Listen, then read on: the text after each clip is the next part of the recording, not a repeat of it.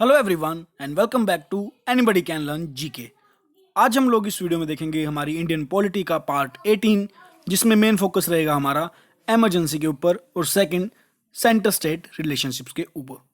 तो चलिए ज़्यादा समय ना लेते हुए शुरू करते हैं आज के हमारे पहले क्वेश्चन के साथ। इससे पहले 17 पार्ट और आ चुके हैं, वो आप लोग देख सकते हैं कंटिन्यूटी में, तभी आपको ज़्यादा बेनिफिट मिलेगा। और आप लोग मेरी और वीडियोज़ देखने के लिए ये हैशटैग यूज़ कर सकते हैं, hashtag study with Sunil Jindal. तो आज की वीडियो का पहला क्वेश्चन वो है जो मैंने लास्ट वीडियो के अंदर सबसे एंड में रखा था और आप लोगों को बोला था कि इसका आंसर मेरे को कमेंट सेक्शन में लिख के बताओ। हालांकि अटेम्प्ट बहुत ही रेयर बच्चे करते हैं, आप लोग भी ट्राई किया कीजिए कि अगर आपको आंसर पता है तो कमेंट सेक्शन में लिखा करें। तो क्वेश्चन था कि जो इंडियन कॉन्स्टिट्यूशन है उसमें जो रेजिड्यूरी पावर हैं वो किसके पास आती हैं, इनके ऊपर लॉ बनाने का हक जो है, कानून बनाने का हक, वो किसके पास है। तो रेजिड्यूरी पावर बेसिकली वो पावर होती हैं जो या तो कॉन्स्टिट्यूशन में लिखी नहीं गई हैं या फिर उनका जो कानूनी हक होगा वो किसके पास होगा, सेंटर के पास होगा, स्टेट के पास होगा या फिर कंकरेंट लिस्ट में होगा, यानी कि दोनों के पास होगा। तो जो रेजिड्यूरी पावर है बेसिकली उसका जो उसके ऊपर कानून बनाने का हक वो जाता है पार्लियामेंट के पास। तो according to article number 248 all residuary legislative power has been provided to the parliament. अब इस चारों ऑप्शन के अंदर पार्लियामेंट तो ऑप्शन कहीं पे दिया नहीं हुआ है, लेकिन हमें ये बात तो पता है कि जो पार्लियामेंट है वो लोकसभा, राज्यसभा और प्रेसिडेंट ऑफ इंडिया से लेकर बनता है। और हमें ये पता है कि जो यहाँ पे मेन फीचर है लोकसभा का वो यूनियन गवर्नमेंट के साथ ही बनता है, ऑब्वियस सी बात है। तो हम यहाँ पे यूनियन गवर्नमेंट भी लिख सकते हैं, क्योंकि पार्लियामेंट के अंदर लॉ बनाने का काम जो होता है वो यूनियन गवर्नमेंट का ही होता है, क्योंकि स्टेट का इससे कोई लेना देना नहीं है। बोथ द यूनियन एंड ये नहीं आएगा जी, नीदर इसमें लिखा है ऑप्शन नंबर डी में कि ना तो स्टेट के पास ना ही यूनियन के पास, तो इसका हम आंसर देंगे यूनियन गवर्नमेंट। इन केस अगर पार्लियामेंट हो तो सबसे बेस्ट ऑप्शन वही रहेगा। आज का सेकंड क्वेश्चन ये है, under which article of the constitution of India taxes are levied and collected by centre but distributed between the centre and the state. यानी कि जो टैक्स हैं वो लगाए और कलेक्ट सेंटर के द्वारा किए जाते हैं, लेकिन उनका डिस्ट्रीब्यूशन यानी कि जो कलेक्ट हो चुके हैं, फंड जो आ चुका है उसका डिस्ट्रीब्यूशन जो है सेंटर और स्टेट के बीच में होगा। तो ऐसा किस आर्टिकल के अंदर कहा गया है? तो जो आर्टिकल नंबर 270 है हमारे कॉन्स्टिट्यूशन का, वो कहता है कि taxes on income other than agriculture income, यानी कि वो सारी इनकम, अगर मैं एग्रीकल्चर इनकम को हटा दूं, उनके ऊपर जो टैक्स लगाने का और कलेक्ट करने का जो काम है वो गवर्नमेंट ऑफ इंडिया का होगा, यानी कि सेंटर का होगा, यूनियन का होगा, लेकिन वो डिस्ट्रीब्यूट की जाएंगी यूनियन और स्टेट के बीच में। तो इस क्वेश्चन से, इस स्टेटमेंट से हम कह सकते हैं कि इसका आंसर होगा option number C, article 270। Moving on to the next question. उसके बाद कह रहा है, in India financial goods deal के ऊपर जो स्टैंप ड्यूटी लगती है उसके बारे में दो स्टेटमेंट दी गई हैं। पहला बोल रहा है कि वो लगाई और कलेक्ट की जाती हैं स्टेट गवर्नमेंट के द्वारा, और सेकंड स्टेटमेंट कह रहा है कि वो यूनियन गवर्नमेंट उनको रेगुलेट करती है, यानी कि imposed and collected by state government and regulated by union government. तो पूछा जा रहा है कि इन दोनों में से कौन सा सही है। तो मैं आपको बता देता हूं कि आर्टिकल 268 बोल रहा है कि स्टैंप ड्यूटी जो फाइनेंशियल गुड डील्स के ऊपर होती हैं वो इम्पोज की जाती हैं यूनियन गवर्नमेंट के द्वारा, यानी कि वो लगाई किसके द्वारा जाती हैं, यूनियन गवर्नमेंट के द्वारा, सेंटर के द्वारा, लेकिन रेगुलेट और कलेक्ट की जाती हैं स्टेट गवर्नमेंट के द्वारा। तो क्या ऐसा इन दोनों स्टेटमेंट में लिखा है? कलेक्टेड बाय स्टेट, तो यहाँ पे लिखा हुआ है जी कलेक्टेड बाय स्टेट, ये तो बिल्कुल सही है, लेकिन जो इम्पोज है वो यूनियन द्वारा किया जाता है, यानी कि जो इम्पोज है वो यूनियन करती है, ना कि स्टेट गवर्नमेंट, और रेगुलेट जो है वो करती है स्टेट गवर्नमेंट। तो इन्होंने स्टेटमेंट को तोड़ मरोड़ के लिखा हुआ है, लेकिन इससे होता क्या है कि दोनों स्टेटमेंट ही ये गलत हो जाती हैं। तो इस क्वेश्चन का आंसर क्या होगा हमारा? None of this. इस स्टेटमेंट के से आप लोग इन दोनों के बारे में इजीली बता सकते हैं। नेक्स्ट क्वेश्चन बात कर रहा है, who among the following is empowered to establish the inter state council, यानी कि इन चार ऑप्शन में से किसके पास इंटर स्टेट काउंसिल को एम्पावर यानी कि इस्टेब्लिश करने के लिए उसके पास पावर है? क्या वो पार्लियामेंट है, प्रेसिडेंट है, स्पीकर ऑफ लोकसभा या फिर प्राइम मिनिस्टर? तो जो हमारा कॉन्स्टिट्यूशन का आर्टिकल नंबर 263 वो कहता है कि द प्रेसिडेंट क्या कर सकता है, इस्टेब्लिश कर सकता है एक inter state council between centre and state. और ये सरकार या कमीशन के रिकमेंडेशन के द्वारा शुरू किया गया था। और इसकी कंपोजिशन क्या होगी? कंपोजिशन मतलब कि इंटर स्टेट काउंसिल का जो मेंबर होंगे उनमें कौन कौन होगा। सबसे पहले तो उसका चेयरमैन कौन होगा? वो होगा prime minister. That means prime minister तो यहाँ पे होगा ही होगा। सेकंड बात कर रहा है कि जितने भी स्टेट हैं यूटी हैं उनके सीएम, क्योंकि हमें पता है कि हमारे दिल्ली, पुडुचेरी, JNK यहाँ पे जो है यूनियन टेरेटरीज के अंदर असेंबली हैं, तो असेंबली है दैट मीन्स वहाँ के सीएम भी होंगे, तो वो इसके अंदर ऐड किए गए हैं। आगे बढ़ने से पहले मैं एक बात और क्लियर कर देता हूँ। जैसे Jammu and Kashmir reorganisation act आया था जो कि पार्लियामेंट में अगस्त 2019 को पास हुआ था, क्योंकि पहले तो यहाँ पे बाई कैमरल लेजिस्लेचर था। अगर आपको बाई कैमरल लेजिस्लेचर के बारे में और जानना है तो प्रीवियस वीडियो में आप लोग देख सकते हैं। तो उसके बाद क्या हुआ कि जो JNK था उसके पास एक यूनी कैमरल लेजिस्लेचर आ गया, क्योंकि बना तो उसको यूटी दिया था और लद्दाख को भी बना दिया था, लेकिन JNK के पास जो था लेजिस्लेचर है अभी। उसके बाद हम बात करेंगे ऐसी यूटी जिनके पास कोई लेजिस्लेटिव असेंबली तो नहीं है लेकिन वहाँ पे एडमिनिस्ट्रेटर है। नेक्स्ट बात करेंगे, साथ साथ में इसके अंदर 6 यूनियन कैबिनेट मिनिस्टर होंगे, जिसके अंदर होम मिनिस्टर तो होंगे ही होंगे। और ये नाम कौन नॉमिनेट करता है? प्राइम मिनिस्टर करता है। तो इन सब डिटेल से में ये तो पता लग गया कि इसको सेटअप करने की पावर जो होती है वो होती है प्रेसिडेंट के पास, और इसका चेयरमैन कौन होता है? Prime minister. इन दोनों से ही क्वेश्चन बहुत बार पूछे जाते हैं। अगर यहाँ पे पूछा होता कि कौन इसका चेयरमैन होता है तो हम प्राइम मिनिस्टर पे टिक करते, लेकिन अब पूछा गया कि कौन इस्टेब्लिश कर सकता है, तो ये है president, option number B. Next question पे जाने से पहले अगर आप वीडियो को समझ में आ रही है आप लोगों को तो वीडियो को लाइक जरूर करें, और आप लोग सब्सक्राइब भी कर सकते हैं अगर पहली बार आए हैं तो। अगर आपको बेनिफिट लगता है तो तभी लाइक करें, अदरवाइज आप लोग मुझे कमेंट सेक्शन में बता सकते हैं कि क्या क्या क्या इंप्रूव करने की हो सकती है। और आपको PDF आपको पता ही है कि टेलीग्राम पे मिलेगी, और फेसबुक और इंस्टाग्राम पे फॉलो करके आप अपनी क्वेरीज भी मुझे पूछ सकते हैं। नेक्स्ट बात कर रहा है सरकारी commission was set up to review, कि जो सरकारी कमीशन है वो किस चीज़ को रिव्यू करने के लिए बनाया गया था। तो ये तो हमारा टॉपिक ही जो पता है सेंटर स्टेट का चल रहा है, तो ये तो आंसर तो हमें पता है, लेकिन फिर भी हम सरकारी कमीशन के बारे में देख लेते हैं।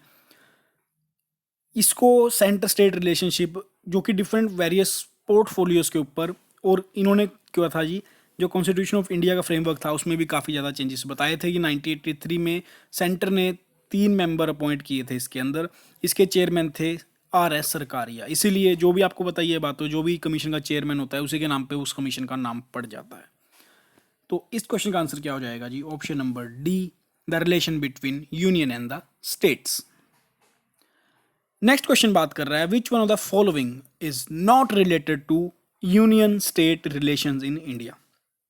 यानी कि आपको ये 4 कमीशन कमेटी के नाम दिए हुए हैं, इनमें से कौन सी यूनियन स्टेट रिलेशन के ऊपर नहीं बनी है। अब सरकारी कमीशन तो बन चुकी है जी, तो क्या इसका आंसर ये होगा? क्वेश्चन पढ़ दो जिसमें नोट पूछा हुआ है नहीं है, दैट मीन्स इसमें से 3 कमेटी तो डेफिनेटली यूनियन स्टेट रिलेशन पे काम करती हैं, एक नहीं करती है। तो सबसे पहले हम बात करेंगे राजमन्नार कमेटी के बारे में। ये भी एक 3 मेंबर कमेटी थी, PV राजमन्नार इसके चेयरमैन थे, ऑब्वियस सी बात है। ये भी सेंटर स्टडी के बारे में बात कर रहा है, इनके यूनियन सेंटर रिलेशन के बारे में बात कर रहा है। फिर हम बात करेंगे पुंछी कमीशन के बारे में। इवन मदन मोहन पुंछी इनका पूरा नाम था। इनको रिटायरमेंट के बाद गवर्नमेंट ऑफ इंडिया ने सेंटर स्टेट रिलेशन कमीशन के लिए इनको चेयरमैन बनाया गया था, इसलिए इनको हम पुंछी कमीशन बोलते हैं। दैट मीन्स सरकारी कमीशन भी यूनियन स्टेट रिलेशन पे हो गया, राजमन्नार भी और पुंछी भी। तो इसका आंसर क्या हो जाएगा? ऑप्शन नंबर सी, कि Indrajit Gupta committee union state relation के ऊपर नहीं थी। तो इनके ऊपर नहीं थी तो किसके ऊपर थी ये? तो जो इंद्रजीत गुप्ता कमेटी थी वो स्टेट फंडिंग ऑफ इलेक्शन के बारे में बात कर रही थी, और ये बात कह रहा था कि स्टेट फंड जो हैं वो नेशनल या फिर स्टेट पार्टीज को दिए जाने चाहिए, ना कि इंडिपेंडेंट कैंडिडेट को। तो ये बात कर रहा था इंद्रजीत गुप्ता कमेटी। तो ऑप्शन नंबर सी जो है इसका सही आंसर हो जाएगा। नेक्स्ट क्वेश्चन पे जाने से पहले आपको पता ही है कि हमने इंडियन ज्योग्राफी की सीरीज भी शुरू कर दी है। फिलहाल अब तक इसके 3 पार्ट तो आ ही चुके हैं, तो आप लोग पहले जाके वो देखिएगा। ऑलरेडी मैं 4th पार्ट पे वर्किंग कर रहा हूँ, तो आपको यहाँ पे एक आई बटन मिलेगा, आप जाके वहाँ उसको देख सकते हैं और अपनी ज्योग्राफी के अंदर नॉलेज बढ़ा सकते हैं। नेक्स्ट बात कर रहा है is a state of Indian empowered under the constitution to take foreign loan directly. क्या हमारे इंडिया के अंदर कोई ऐसा स्टेट है जो कि फॉरेन से डायरेक्टली लोन ले सकता है एज पर आवर कॉन्स्टिट्यूशन? तो ऑप्शन बोल रहा है yes, no, yes but from international organisation only, यानी कि इंटरनेशनल ऑर्गेनाइजेशन से ले सकता है, किसी फॉरेन कंट्री से नहीं ले सकता। फोर्थ ऑप्शन बात कर रहा है yes but only with the permission of reserve bank of India, इनके ले तो सकता है लेकिन उसके लिए रिजर्व बैंक ऑफ इंडिया की परमिशन चाहिए। ये क्वेश्चन ना काफ़ी ट्रिकी है और इसमें हमेशा ऑप्शंस के ऊपर देखना ही देखना है कि ऑप्शंस में क्या क्या रहा है। सबसे पहले तो हम बात करेंगे कि जो लेजिस्लेटिव पावर है ना यूनियन की, वो डिसाइड करती है कि कितनी लिमिट में हम बोरोइंग कर सकते हैं। इनके लेजिस्लेटिव तो बोल देगा कि वो लिमिट फिक्स करेगा, लिमिट फिक्स होने के बाद फिर जो एग्जीक्यूटिव पावर है वो फर्दर बात करेगी कि हमने जो मनी बोरो करनी है वो किसी इंटरनेशनल मार्केट से करनी है, किसी कंट्री से करनी है या किसी ऑर्गेनाइजेशन से करनी है।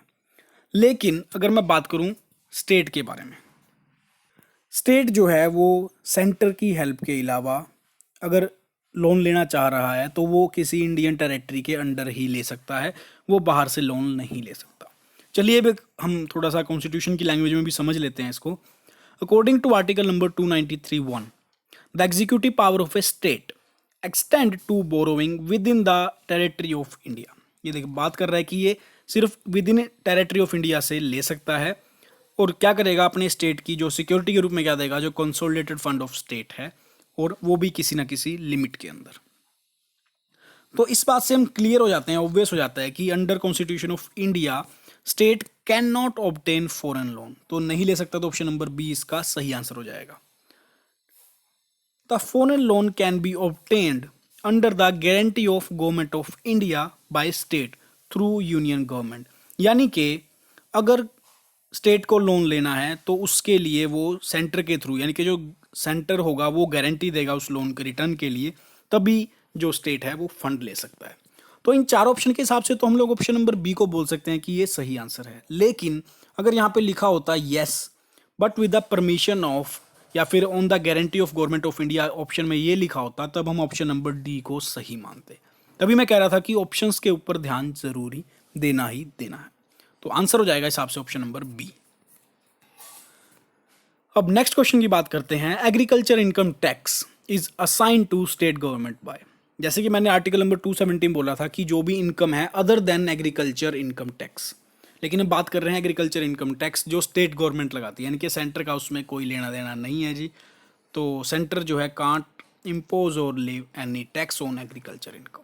तो ये किस चीज़ के द्वारा प्रोवाइड की गई, क्या फाइनेंस कमीशन बोलता है, नेशनल डेवलपमेंट काउंसिल बोलता है, इंटर स्टेट काउंसिल बोलता है, या फिर कॉन्स्टिट्यूशन ऑफ इंडिया बोलता है? तो ये बोलता है जी कॉन्स्टिट्यूशन ऑफ इंडिया कि income agriculture income tax is assign to state government by constitution of India. तो ऑप्शन नंबर डी इसका राइट आंसर होगा। अब हमारा जो सेंटर स्टेट रिलेशन है वो तो ऑलमोस्ट कवर हो चुका है। अब हम बात करते हैं इमरजेंसी के ऊपर वाले। इमरजेंसी में भी काफ़ी ज़्यादा समझने वाले पॉइंट हैं जो कि एग्जाम में कई बार घुमा फिरा के पूछ लेते हैं। तो मैं आप आज की वीडियो के बाद आपको एक क्रिस्टल क्लियर हो जाने वाला है कि इमरजेंसी में क्या क्या प्रोविजंस हैं। Under which article of Indian constitution it is the responsibility of Indian government to protect every state against external aggression and internal disturbance, यानी कि हमारे कॉन्स्टिट्यूशन के किस आर्टिकल के तहत हमारी इंडियन गवर्नमेंट की, यानी कि स्टेट सेंटर गवर्नमेंट की ड्यूटी है कि वो हर एक स्टेट को एक्सटर्नल एग्रेशन और इंटरनल डिस्टर्बेंस से बचाए, प्रोटेक्ट करे। एक्सटर्नल एग्रेशन का तो मतलब आपको पता ही होगा कि एक कंट्री दूसरी कंट्री के ऊपर फॉर्मल डिक्लेरेशन नहीं हुआ है वॉर का, लेकिन फिर भी वो आर्म फोर्सेस यूज़ कर रही है, तो उसको बोलते हैं हम लोग एक्सटर्नल एग्रेशन। ये वॉर से थोड़ा डिफरेंट होता है, यानी कि अब हम ये भी कह सकते हैं कि वॉर का पहला स्टेप होता है कि वॉर डिक्लेरेशन तो नहीं हुआ है, लेकिन एक देश दूसरे देश के ऊपर जो है वो एक तरह से डिफेंस पावर यूज़ कर रहा है। तो आर्टिकल नंबर 352 में, यानी कि आपको पता है कि देश में आर्टिकल जो है 3 तरह की इमरजेंसी आती है। एक होती है नेशनल इमरजेंसी, एक स्टेट इमरजेंसी और third one is financial emergency.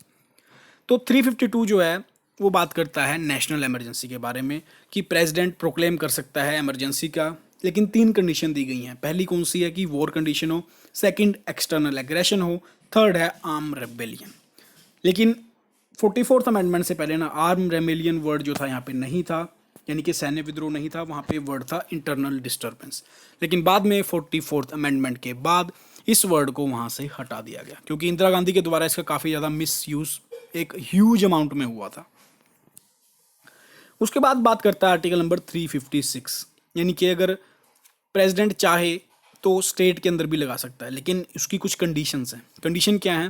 पहली बात तो ये कि उस स्टेट का गवर्नर जो है वो बोल रहा है, रिपोर्ट दे रहा है कि इस स्टेट के अंदर जो है प्रेसिडेंट रूल लग जाना चाहिए। प्रेसिडेंट रूल बोल लो या स्टेट इमरजेंसी बोल लो, बात एक ही है। तो उस कंडीशन में लग जाएगा। या फिर प्रेसिडेंट सेटिस्फाई हो जाता है कि इस स्टेट के अंदर ऐसी सिचुएशन आ चुकी हैं कि वहाँ का जो स्ट्रक्चर है वो कॉन्स्टिट्यूशन के दायरे में नहीं चल रहा है, तो वहाँ पर भी प्रेसिडेंट चाहेगा तो प्रेसिडेंट रूल लगा देगा, इमरजेंसी लगा देगा। लेकिन इस क्वेश्चन में पूछ रहा है कि वैसी कौन सी आर्टिकल के तहत सेंटर का ये हक बनता है कि वो स्टेट को बचाए इंटरनल डिस्टर्बेंस से भी और एक्सटर्नल एग्रेशन से भी। तो ये बात करता है जी आर्टिकल नंबर 355, क्योंकि 356 में तो स्टेट में इमरजेंसी लगी जाएगी, 360 में फाइनेंशियल इमरजेंसी लगती है। ये तो मैं आपको बता ही चुका हूँ, फाइनेंशियल इमरजेंसी। और 352 बात करता है नेशनल इमरजेंसी। तो अगर आप लोगों को इन तीनों के बारे में भी पता था, फिर भी आप लोग आर्टिकल 355 के बारे में बता सकते थे, लेकिन फिर भी मैंने थोड़ा सा डीप में डिस्कशन कर लिया है। तो ऑप्शन नंबर ए इसका सही आंसर होगा। अब नेक्स्ट क्वेश्चन पे जाने से पहले मैं 3 बार नेशनल इमरजेंसी लगी है अब तक, 3 बार, तो उन तीनों के बारे में ही डिस्कस कर लेता हूँ। सबसे पहले लगी थी जब इंडिया चाइना वॉर हुआ था, यानी कि चाइना ने इंडिया के ऊपर उस टाइम पे अटैक किया था। तो अक्टूबर 1962 में फर्स्ट टाइम प्रेसिडेंट ने इमरजेंसी प्रोक्लेम की थी। हालांकि अभी इंडिया चाइना वॉर तो ओवर हो चुका था, लेकिन इमरजेंसी अभी ख़त्म नहीं हुई थी, क्योंकि उसी इमरजेंसी के दौरान 1965 में इंडिया पाक वॉर भी हुआ था। तो 65 के अप्रैल 65 में तो जी एक्सटर्नल एग्रेशन हुआ, बाद में एक फॉर्मल डिक्लेरेशन हुआ कि हाँ हम दोनों आर्म फोर्सेस यूज़ करेंगे एक दूसरे के लिए। उसके बाद जाकर जनवरी 66 के अंदर जो हालात थे नॉर्मल हुए थे, यानी कि 65 के सितंबर में तो वॉर डिक्लेरेशन हुआ था कि आर्म फोर्सेस यूज़ होंगी। उसके बाद जो था सीज फायर लगाने के लिए ताशकंद एग्रीमेंट हुआ था, जिसके बारे में आपने सुना भी होगा कि लाल बहादुर शास्त्री की ताशकंद में जो थी मौत भी हो गई थी।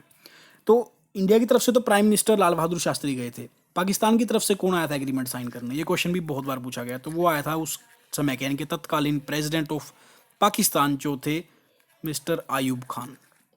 ये क्वेश्चन ना बहुत इंपॉर्टेंट है, बहुत बार पूछा गया है। अब बात करते हैं हम सेकंड इमरजेंसी कब लगी। तो वो लगी थी जी जब पाकिस्तान ने इंडिया के ऊपर अटैक किया था दिसंबर 1971 के अंदर। ये तो आपको पता ही है कि जीता कौन था, जब भी पाकिस्तान से लड़ाई हुई है तो जीत किसकी हुई है। थर्ड हम बात करते हैं, हमारी जो थर्ड इमरजेंसी थी वो लगाई गई थी इंटरनल डिस्टर्बेंस करके इंदिरा गांधी की गवर्नमेंट के दौरान। उस टाइम जो हमारे प्रेसिडेंट थे वो थे फखरुद्दीन अली अहमद। यह लगा था 25 जून 1975 से लेकर 23 मार्च 1977 तक लगा था। और इसका जो कोज बताया गया था वो इंटरनल डिस्टर्बेंस बताया गया था, जिसको कि बाद में कॉन्स्टिट्यूशन से रिमूव भी किया गया। बेसिकली इस इमरजेंसी के दौरान ना बहुत सारे अमेंडमेंट भी हुए थे। जैसे आप लोगों ने सुना होगा 42nd अमेंडमेंट, जिसको कि मिनी कॉन्स्टिट्यूशन भी बोलते हैं, क्योंकि इसके दौरान बहुत ज़्यादा चेंजेस लाए गए थे हमारे कॉन्स्टिट्यूशन के अंदर।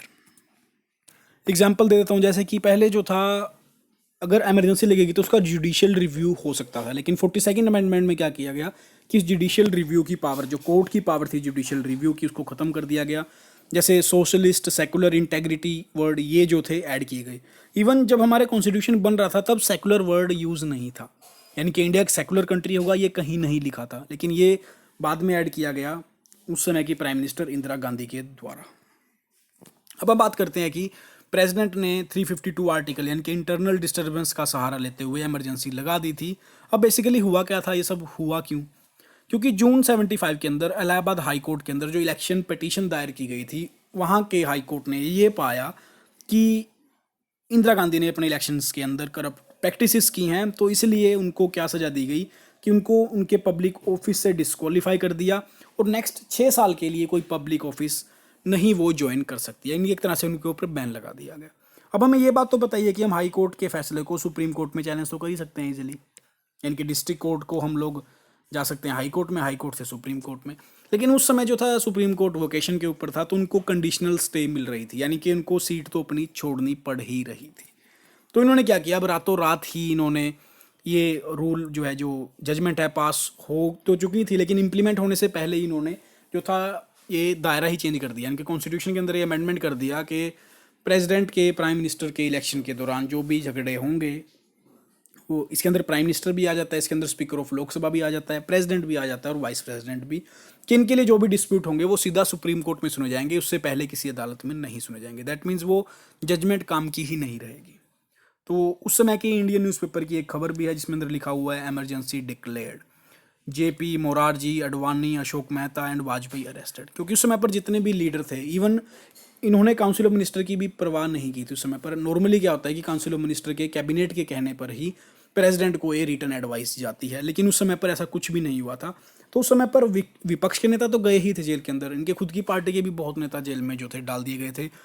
जो प्रेस था उसके ऊपर भी सेंसरशिप, यानी कि जो इंदिरा गांधी चाहती थी वही जो था अखबार में छप के आता था, जो कि जिसके अंदर संजय गांधी ने भी बहुत ज़्यादा इनकी हेल्प की थी।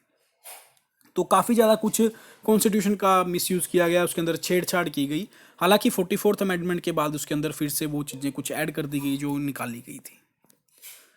तो ये तो कुछ मैंने ओवरव्यू दिया था कि इमरजेंसी कब कब लगी थी। अब क्वेश्चन के थ्रू देखते हैं कि जो प्रेसिडेंट ऑफ इंडिया है may declare national emergency if there is a threat of, किस चीज़ का थ्रेट हो, एक्सटर्नल एग्रेशन का, इंटरनल डिस्टर्बेंस का, आर्म्ड रेबेलियन का, या कम्युनल क्लैशेस का। तो एक्सटर्नल एग्रेशन के बारे में तो आपको पता ही है। इंटरनल डिस्टर्बेंस पहले था, अब नहीं है, दैट मीन्स ये तो नहीं होगा। इनके सेकंड नंबर ऑप्शन वाले तो निकाल ही दो आप, ये भी निकाल दो, ये भी निकाल दो। थर्ड बात कर रहा है आर्म रेबेलियन, यानी कि फर्स्ट एंड थर्ड तो होना ही चाहिए, तो ऑप्शन आ जाएगा ऑप्शन नंबर डी, यानी कि फर्स्ट एंड थर्ड तो जो है इसके है ही, और वॉर कंडीशन जो है थर्ड स्टेटमेंट है। जो कम्युनल क्लैशेज हैं तो आपको पता ही है, ये कहीं ना कहीं देखने को मिल ही जाती हैं, चाहे वो हिंदू मुसलमान के अंदर हो वगैरह वगैरह। बेसिकली ये जो भी हिंदू मुसलमान है जी, ये सब नेताओं की ही उपज है, और आम जनता तो इसके अंदर हमेशा पिसती ही आई है और आगे भी पिसती रहेगी। क्योंकि इनको समझना चाहिए कि कम्युनल क्लैशेज से कुछ नहीं होने वाला, कौन सा कम्युनिटी बड़ी है, कौन सा धर्म बड़ा है, ये कभी इस टॉपिक पे तो डिबेट भी नहीं होनी चाहिए। क्योंकि जो जिस धर्म का है वो अपने धर्म को ही बढ़िया बोलेगा, दूसरे की जो है टांग खींचेगा वो, या किसी ना किसी प्रथा को गलत बोलेगा। तो एंड प्रोडक्ट क्या है इसका, इन तरह की जो डिबेट होती है कोई सोल्यूशन नहीं निकलता है। इन चीज़ों को तो निकाल ही देना चाहिए अगर देखा जाए तो, लेकिन मीडिया भी हमारी ऐसी है कि इन्हीं सब चीज़ों को बार बार दिखाती रहती है। आप देख लो कि अभी भी आजकल भी अगर हम बात करें तो पॉवर्टी के मुद्दे पर आप लोग डेली टीवी देखते हैं, कितनी बातें होती हैं, डेवलपमेंट पे कितनी बातें होती हैं, जीडीपी पे कितनी बातें होती हैं। किसी को कुछ पता ही नहीं है, बस दो हिंदुओं के साइड से बाबा को बुला लो, दो मौलवियों को बुला लो और लड़ाते रहो जी, पता नहीं क्या सीन चल रहा है। मीडिया तो खत्म खराब ही हो चुका है बिल्कुल। तो ये सब चीज़ें जो थी प्रेसिडेंट ऑफ इंडिया जो था इनके ऊपर डिक्लेयर कर सकता है, लेकिन कैबिनेट के कहने के द्वारा। और इंटरनल डिस्टर्बेंस जो था 44th अमेंडमेंट के द्वारा चेंज करके वहाँ पर आर्म रेबेलियन लगा दिया था, यानी कि जो सैन्य विद्रोह होगा तब ये सब होगा। नेक्स्ट बात करते हैं, under which of the following article the president of India can suspend the enforcement of fundamental right except 20 and 21। आपको ये भी पता होना चाहिए कि जैसे ही इमरजेंसी लग जाती है तो हमारे सारे ही फंडामेंटल राइट जो है वो सस्पेंड हो जाते हैं, यानी कि इसके लिए दोबारा से कोई फॉर्मल डिक्लेरेशन देने की ज़रूरत नहीं होती प्रेसिडेंट को। लेकिन फिर भी जो फंडामेंटल राइट्स हैं हमारे, जो कि 20 और 21 के तहत है, वो कभी भी सस्पेंड नहीं होंगे। तो ये किस आर्टिकल के तहत कहा गया है? आपको पता है कि हमारे जो फंडामेंटल राइट्स है वो 12 से 35 तक आते हैं। तो प्रेसिडेंट ऑफ इंडिया सस्पेंड कर सकता है इन्फोर्समेंट फंडामेंटल राइट्स की, जो कि पार्ट 3 के अंदर है, लेकिन 20 और 21 को सस्पेंड नहीं कर सकता। और इनके अलावा जो भी मान लीजिए, हमें पता है कि नॉर्मल हमारी प्रैक्टिस क्या होती है, अगर हमारे फंडामेंटल राइट्स वायलेट हो रहे हैं तो हम कोर्ट के अंदर जाते हैं, रिट लगाते हैं, article number 226 and article number 32 के लिए हम सुप्रीम कोर्ट जाते हैं। लेकिन इमरजेंसी के दौरान पे आप लोग इनके इन्फोर्समेंट के लिए किसी भी कोर्ट में नहीं जा सकते हैं। तो ये कहता है आर्टिकल नंबर 359। और आर्टिकल 358 क्या कहता है जी, जो भी हमारे आर्टिकल 19 के अंदर में छः फ्रीडम दी गई हैं वो ऑटोमेटिकली जो है सस्पेंड हो जाएंगी, लेकिन कब कब? वॉर एंड एक्सटर्नल एग्रेशन के दौरान, यानी कि जो आर्म रेबेलियन के दौरान है ये सस्पेंड नहीं होंगे। तो आर्टिकल 358 और 359 में आपको फर्क पता होना चाहिए। नेक्स्ट बात कर रहा है, which one of the following is the limit for the ratification of an emergency period by the parliament. Basically question में मेंशन तो नहीं किया कि ये जो है नेशनल इमरजेंसी की बात कर रहा है या फिर स्टेट इमरजेंसी की बात कर रहा है, लेकिन हम इसको एज डिफॉल्ट जो है नेशनल इमरजेंसी के माध्यम से ही देखेंगे। तो जैसे ही प्रेसिडेंट ने प्रोक्लेम किया कि अब इमरजेंसी लग जानी चाहिए, तो ऐसे तो है नहीं कि उनको सपना आया और लगा दिया जी, इसके पीछे ना अप्रूव भी लेनी पड़ती है, किसकी? कैबिनेट की, यानी कि council of minister plus prime minister की एक रिटन एडवाइस देंगे और कहेंगे कि हाँ देश में अभी ऐसे हालात हैं, चाहे वॉर है, एक्सटर्नल एग्रेशन है या सैन्य विद्रोह हो गया है। तो वो जो है अब प्रेसिडेंट को ये रिटन एडवाइस देंगे और प्रेसिडेंट ऑफ इंडिया क्या करेगा? प्रोक्लेम करेगा कि देश में इमरजेंसी लग जानी चाहिए। अब मान लीजिए जैसे ही 1/1/2021 को इमरजेंसी लग गई, प्रेसिडेंट ने प्रोक्लेम कर दिया, अब हुआ क्या, डायरेक्टली ये जो है ये जाएगी पार्लियामेंट के ऊपर पास होने के लिए। इन केस अगर पार्लियामेंट में मतलब क्या कि लोकसभा प्लस राज्यसभा दोनों ने अपनी स्पेशल मेजोरिटी के साथ अगर ये पास कर दिया ना, यानी कि 2/3 मेजोरिटी से पास कर दिया, तो ये डेट ऑफ प्रोक्लेमेशन से 6 मंथ तक जो थी वैलिड मानी जाएगी। इन केस अगर ये पार्लियामेंट से पास नहीं होता है तो इसकी लिमिट क्या रहेगी, सिर्फ 1 मंथ ही रहेगी। ठीक है, यानी कि अगर 6 महीने के लिए पास हो गया तो फिर से 6 महीने होने के बाद फिर से पार्लियामेंट के ऊपर जाएगा। अगर उनको लगता है कि अभी भी ऐसी कंडीशंस हैं कि इमरजेंसी एग्जिस्ट करनी चाहिए तो फिर से वो अगले 6 महीने के लिए बढ़ा देंगे, अदरवाइज चाहें वो कैंसिल भी कर सकते हैं। और एक बात और, जो नेशनल इमरजेंसी है उसका कॉन्स्टिट्यूशन में टाइम लिखा हुआ है इनडेफिनेट पीरियड, यानी कि कितने भी टाइम के लिए नेशनल इमरजेंसी एग्जिस्ट कर सकती है, लेकिन वो पार्लियामेंट से हर 6 महीने के बाद पास होना जरूरी है। लेकिन अगर पार्लियामेंट इसको कैंसिल कर देती है, इसमें पूछा गया है कि लिमिट क्या है रेटिफिकेशन के लिए पार्लियामेंट में जाने के लिए, तो वो है जी 1 मंथ ओनली। तो ऑप्शन क्या है इसका, 1 मंथ। नेक्स्ट बात करते हैं हम, which one of the following article of Indian constitution has not so for been used, यानी कि अभी तक उसका यूज नहीं किया गया है। तो ये बात तो आपको पता ही है कि नेशनल इमरजेंसी फाइनेंशियल इमरजेंसी अब तक एक बार भी नहीं लगी है। तो इसका हम क्या करेंगे जी, हालांकि ये वीडियो काफ़ी लंबा जा रहा है लेकिन इसमें कुछ पॉइंट्स है जो डिस्कस करने बहुत ज़रूरी थे, तभी ना एक तरह से टॉपिक की अच्छे से जानकारी कैसे मिलेगी, डीप नॉलेज कैसे मिलेगी, टॉपिक क्लियर होना भी ज़रूरी है, क्वेश्चन आंसर देखने ही ज़रूरी नहीं है सिर्फ। तो फाइनेंशियल इमरजेंसी आपको बताया कि कौन से आर्टिकल के तहत आती है, तो आप लोग मुझे कमेंट सेक्शन के अंदर लिखकर बताएंगे कि फाइनेंशियल इमरजेंसी यूज़ तो नहीं हुई है लेकिन कौन से आर्टिकल के तहत ये आती है। नेक्स्ट बात कर रहा है, under article 356 of the Indian constitution president rule was imposed for the first time, यानी कि प्रेसिडेंट रूल या फिर हम कह लें स्टेट इमरजेंसी पहली बार कब और कहाँ लगी थी। तो सबसे पहले लगी थी 1951 के अंदर, जो कि लगी थी पेप्सू के अंदर, जिसको कि हम Patiala and east Punjab state union बोलते हैं, जो कि 1956 के अंदर जिसको कि पंजाब के अंदर दोबारा से मर्ज कर दिया गया था, क्योंकि 1948 में तो बना था ये बना था जी 15 जुलाई 1948 और 1 नवंबर 1956 के अंदर ये पंजाब के अंदर मर्ज हो गया था और 51 के अंदर इसके बाद पहली इमरजेंसी लगी थी। दैट मीन्स हम कह सकते हैं कि हमारा जो पहला स्टेट था वो था पेप्सू, जिसके अंदर इमरजेंसी लगी थी। फिर आता है, अगर हम पेप्सू को निकाल दें तो फिर आएगा बात उत्तर प्रदेश की। तो आंसर क्या हो जाएगा इसका जी, ऑप्शन नंबर सी। नेक्स्ट बात कर रहे हैं, जब भी इमरजेंसी लगी है तो स्टेट लेजिस्लेटिव असेंबली की जो टर्म है उसको एक्सटेंड करने की पावर किसके पास है, तो ये होती है जी पार्लियामेंट के पास, क्योंकि प्रोक्लेम करना प्रेसिडेंट के पास है, उसके बाद जो भी फर्दर चेंजेस करने हैं वो पार्लियामेंट ही करता है। नेक्स्ट बात करते हैं, the president rule can be imposed for a maximum period of, यानी कि स्टेट इमरजेंसी कितने पीरियड तक मैक्सिमम लगाई जा सकती है। पहली बात तो ये मैं क्लियर कर दूं कि जो यूनियन होता है ना, उसके लिए तो 1 मंथ की लिमिट होती है कि 1 मंथ के अंदर अंदर जो है पार्लियामेंट से अप्रूव होना चाहिए। लेकिन मैं स्टेट की बात करता हूँ अगर, तो उसके लिए मंथ जो वैलिडिटी है वो 2 मंथ की होती है। ये हल्का सा ध्यान रखने वाली बात है। अगर पार्लियामेंट पास कर देगा फिर तो 6-6 महीने वाली सिस्टम चल पड़ेगा, अदरवाइज नहीं करता है तो यूनियन के लिए 1 मंथ और स्टेट के लिए 2 मंथ। अगर हम 44th अमेंडमेंट के बाद बात करें तो जो 356 का जो प्रोक्लेमेशन था वो 1 साल तक के लिए था, यानी कि मैक्सिमम उसकी टर्म थी 1 साल की। तो क्या हम इसका आंसर 1 ईयर कर देंगे, जी नहीं, अभी बात खत्म नहीं हुई है। अगर इसमें 2 कंडीशन है सेटिस्फाई जरूर होनी चाहिए 1 साल के बाद। कौन कौन सी, पहली बात तो ये कि 352 ऑपरेशन में हो, यानी कि नेशनल इमरजेंसी लगी हो, एंड सेकेंड थिंग कि इलेक्शन कमीशन ये सर्टिफाई कर दे कि जो अभी कंडीशन चल रही हैं स्टेट के अंदर उस समय में लेजिस्लेटिव असेंबली के इलेक्शन हो ही नहीं सकते हैं।